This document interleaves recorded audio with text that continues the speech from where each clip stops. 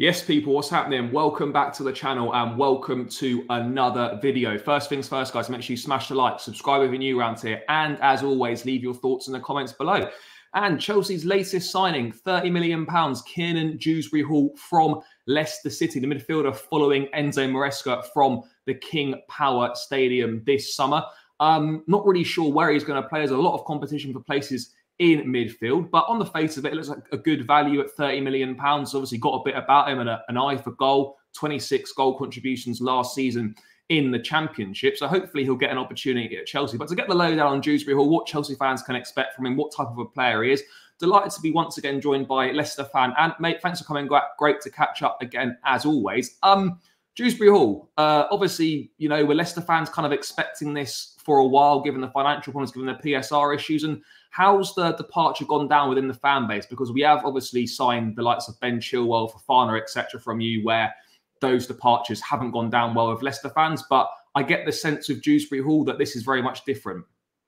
Yeah, this one, it's very much for, like, you never want to see your best players leaving. I think it goes without saying. But the frustration, I think, is not the fact that he's left. It's sort of how it's gone, how it's happened, of the fact it had to get rushed through to get through on PSR deadline day, so that we're already looking at 1 point deduction. We're now avoided a second one, or supposedly avoided a second one. But because of mismanagement over the last 18 to 24 months, it felt like we had no cards to deal with in terms of negotiating with you guys. We almost just had to accept whatever you put on the table for us. It's like, I feel like if we were in a stronger position, we probably would have held out for more than 30 million. But because of seeing players like Tielemans, Sionchu, Iosi Perez, Mendy, Iheanacho, Dennis Pratt, just as a few, walking away for absolutely nothing, it's like, it goes without saying, you're going to find yourself in a financial hole when you see that amount of players walking away for nothing. No, absolutely. I mean, obviously, you know, he's been a Leicester boy. He's been there 17 years, come through the academy. Obviously, he's played in the Premier League before, perhaps not had the impact in the Premier League that he's had in the Championship. What do you think changed last season for him, you know, in terms of getting those goals, in terms of becoming, you know, establishing himself as kind of Leicester's go-to man that wasn't quite there in the Premier League season? I think there's a couple of things. So I think the obvious thing is the standard in the Championship is a lot lower than the Premier League. And it's like, when you look at obviously Dewsbury-Hall was fantastic. He got 12 goals, 14 assists. But you also look at the fact Ndidi was a creative outlet in the Championship. You would never get that in the Premier League. Like, he's just technically not good enough to do that in the Premier League. So I do think that there's a fact that the standard is a little bit lower. I also think the fact he was one of the key men last year, it was always before James Maddison was the key creative man, or Youri Tielemans and Harvey Barnes. He'd never established himself as a week in, week out regular. Last year was the first time that he'd really done that. I also think, though, like, when he broke into the team was as Leicester started to drop off. And that was not through no fault of his own. But Brendan Rodgers, I think, I've always said he's a shelf life manager. Everywhere he goes, the third year, it just falls off a cliff. And he broke through towards the end of that third year. So I think the whole team was sort of starting to head downhill massively there. So as much as, like, he's done well in the Championship for us last year, like, his sample size in the Premier League is so hard to talk about, because, like, moments he looked absolutely brilliant, but then the next game he'll be on the bench, which was part of the frustration of, like, with Brendan Rodgers, that however well or badly someone plays, if he was one of their favourites, he would be in the team next week. No, absolutely. I remember watching him this season just gone, when you lot come to us in the FA Cup. Mate, he was the best player on the pitch. I remember coming away from that, and I obviously knew a little bit about him, but I hadn't really watched him much before. Coming away from that, I'm thinking, this guy's a player. He was the best player on the pitch by a mile. So you could tell that obviously he is a Premier League footballer for sure.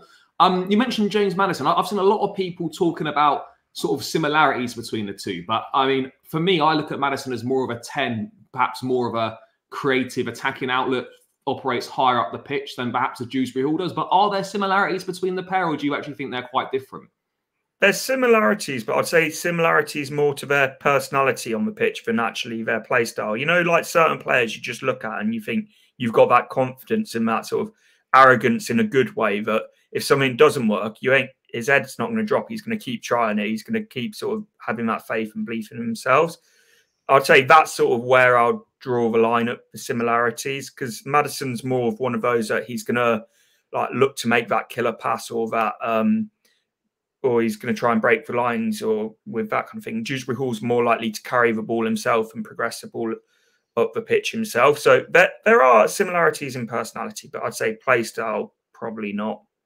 Yeah, I mean, obviously, in terms of Dewsbury-Hall, what sort of a player are Chelsea getting? You know, you've watched him most weeks last season. You obviously watched him for a number of years, I'd imagine. What kind of a player is he? Obviously, you know, I mean, Chelsea fans obviously are quite happy with the signing, but understandably, there's sort of a thought process that, well, he's good, but we didn't really need him. I mean, people are saying, you know, he's left-footed. He offers a goal threat from midfield, which is perhaps a profile that we don't have in the squad. But there's a lot of competition for places there. So, I mean, what kind of a player is he? What would you say is kind of his strengths and his weaknesses are? So obviously, as I said, driving forward on the ball, he will pick the ball up from deep. He will drive forward. He's very left-footed, though. He's very dependent on everything has to come off that left foot, which he got away with in the Championship. I don't know if he does in the Premier League. Again, have to wait and see. But he's high energy, box to box. He'll be he like doesn't shy away from the defensive side of the game. Also, in terms of like the creative numbers, he'll pick up pockets of space. But like, I think Enzo's system suited him so well, where he could just sort of, whilst at times it was very structured, it also gave him freedom, but to pick up different pockets of space, find areas on the pitch where he could be very creative. But he was almost given that role and no one else was. So I can't see him being given that at Chelsea, because I feel like that'll be Cole Palmer or your most creative outlet, which I am right in saying it's Cole Palmer. Yeah, Palmer was doing everything last season. So I wouldn't have thought he'd get the same kind of free role as what Palmer got, or the same kind of free role that he'd get at Leicester. But he's obviously signed for a reason. I know you can't give guarantees that you're definitely going to play X amount of minutes or whatever, but he's gone with a view to featuring regularly. I would have thought. But I mean, what would you say that he needs to improve on in his game? He's 25 now, 26 in a few months' time, coming into the prime years of his career. What aspects of his game do need improving? I think defensively, like saying box to box, but he's like defensively, he's not the best. Because I was having this conversation last night on a Leicester podcast. It's two very different things: working hard defensively and being defensively secure. Because he doesn't track his runners particularly well when he is playing more of a defensive role. And also, I do think that at times, like, and I don't know if this was the responsibility of the fact he was the talisman at Leicester and he was the key man.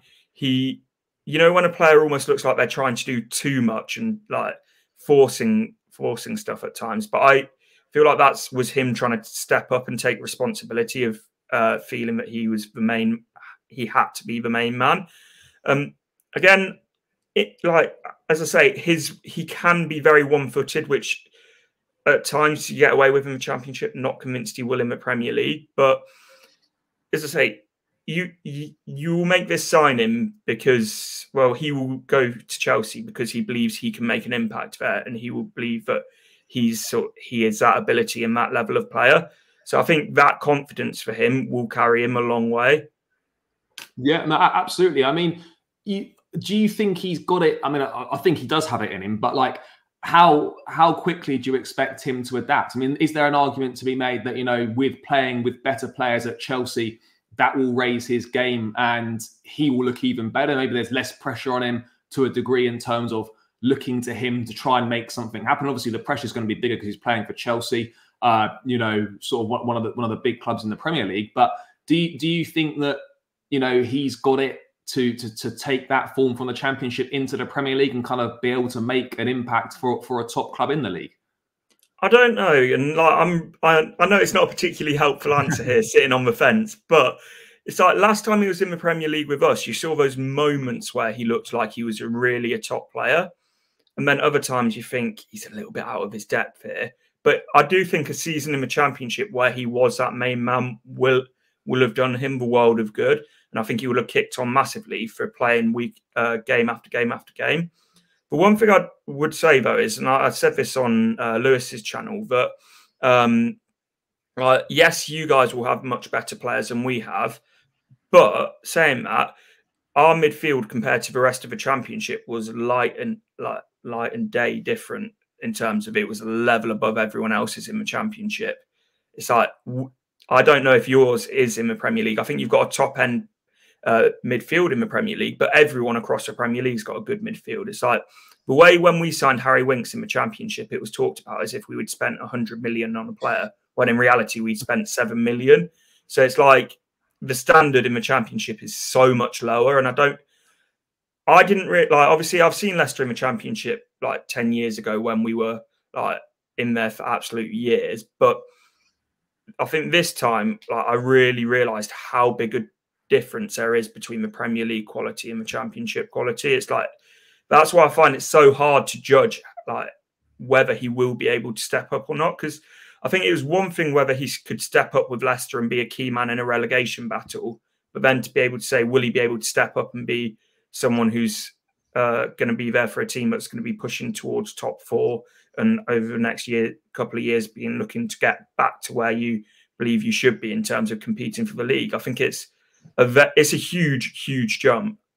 No, it absolutely is. I mean, look, I like him. I like the signing. I think he's a good footballer, but that's exactly my point. You know, he's coming on 25, going 26, doesn't have very much Premier League experience. I mean, I think the fact we're in the Conference League could be helpful in terms of that will be an opportunity for him to, I'm not going to say he's just solely for the Conference League, but like that'll be an opportunity for him to get some confidence, get some minutes under his belt against opposition that is not great. I mean, if I'm right, wasn't he named Conference League Player of the Year or something, or Player of the Tournament when you boys were in it? Or have I just completely imagined that? Or it was...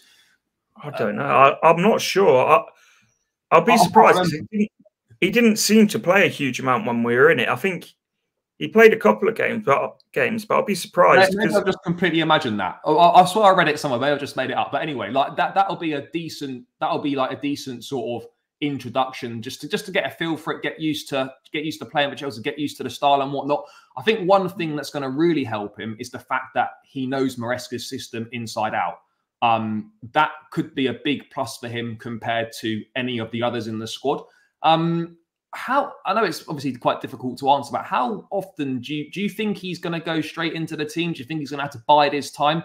I mean, Maresca obviously likes him, but he's obviously got a lot better options to choose from at Chelsea. So, do you think? It's got the feel of one of them, like when we took Sarri from Napoli and he brought Jorginho with him. It almost feels a little bit similar to that. But I mean, do you envisage sort of Dewsbury-Hall going straight in? Do you think Maresca's going to plan to sort of go with Dewsbury-Hall in that 8 role? I don't know. It wouldn't surprise me if we see first game of the season him starting, but at the same time, it wouldn't surprise me if you had to wait his time, because you look at the quality you guys have got in midfield, it is absolutely fantastic. And it's like, this is why when you came in for him, I was a little bit surprised. And I know there was a Maresca link there, obviously, but it didn't seem like it was an area you were screaming out for someone. So it's like, I would say yes, I think he might start straight away, but at the same time, like, you look at some of the players that you've got there at the moment who are struggling for minutes. It's like, again, it's very much sitting on the fence, isn't it? But I would say yes. I think he'll get a decent amount of game time and like to start with, but it's like, and I think particularly at Chelsea, but any top club, he needs to make good of that game time to prove his worth. Otherwise, he could very quickly become a Danny Drinkwater. Yeah, I mean, it's one of them. There's a sort of like, you look at sort of, we signed Drinkwater, we signed Kante, like opposite ends of the scale in terms of how well it worked out. If he can just be somewhere in the middle, I think that'll be just fine. As long as it's more Kante than it is Drinkwater, then I think we should be in a decent position on that one. But I do agree, like it's going to be interesting to see how Maresca uses him, whether he trusts him straight away. The pre-season is going to be absolutely massive for him to, I mean, it almost feels like, I know Maresca knows what he can do, but does he know what he can do with better players? Does he know what he can do in a more pressurized environment? He's got to obviously try and re-impress him. But just around that, he's obviously 25 going on 26, as I mentioned at the top of the video. How much better do you think he can get? Because he is now starting to come into those prime years. You don't necessarily see generally players improving that much when they get to sort of your 25s, 26. Well, there might be a bit of improvement, but you're not going to get a significant improvement, generally speaking. So how much better do you think he can become? I think he could become a little bit better, but as you say, he's heading into those prime years. I still think there's a certain level of development purely because he hasn't played at that the top level yet. But something with Dewsbury-Hall is he did break through a little bit later than sort of most players typically do. I think he was 22 or 23 when he broke through. So it's like most players you see now starting to break through at 19, 20. So I think he can definitely improve. But at the same time, to improve, he's going to need to be playing regular football. To be playing regular football, he's going to need to perform straight away. So it's one that, you know what comes with a move to Chelsea when you're a player like Dewsbury-Hall. It's like you have to step up straight away or step aside because like Chelsea won't wait for him to step up. No, I mean, I absolutely agree on that. Couldn't have summed it up better. I mean, just closing question: do you think he'll be a success at Chelsea? I mean, the chances of him seeing out a 6-year contract like anyone that joins the club are probably slim. But I mean, do you think he'll be a success here? Depends what you define as a success. I think he could be there for 3-4 years and play a bit part role in that. I don't think he's going to become a key starter long term, if I'm completely honest. And I'd love to be sat here in a couple of years and him absolutely smash it for you guys, because he's one of those players that has given absolutely everything for Leicester, and I've got nothing but good things to say about him. So I'm hoping he does absolutely smash it for you guys and is a huge success. But I think he's going to be one of those that's just sort of somewhere in the middle, does all right, nothing particularly special, nothing particularly disappointing. No, well, as I said, as long as he's more canter than he is drink water, then we could be happy with that, mate. Thanks so much for your time, greatly appreciate it as always. If people want to check out what you do, tell them where to go. So Ant's Leicester fan channel, home and away match day vlogs, daily Leicester live streams. We are about 100 subs away from 5k, so any help with that will be massively appreciated. Yeah, guys, make sure you go and show Ant some love. Get over to his channel; it'll be tagged in the description. Make sure you get him to 5k. Some great stuff over there, so please do that. Guys, hope you enjoyed the video. Smash the like, subscribe, leave your thoughts in the comments, all that good stuff, and we'll catch you again in another one soon.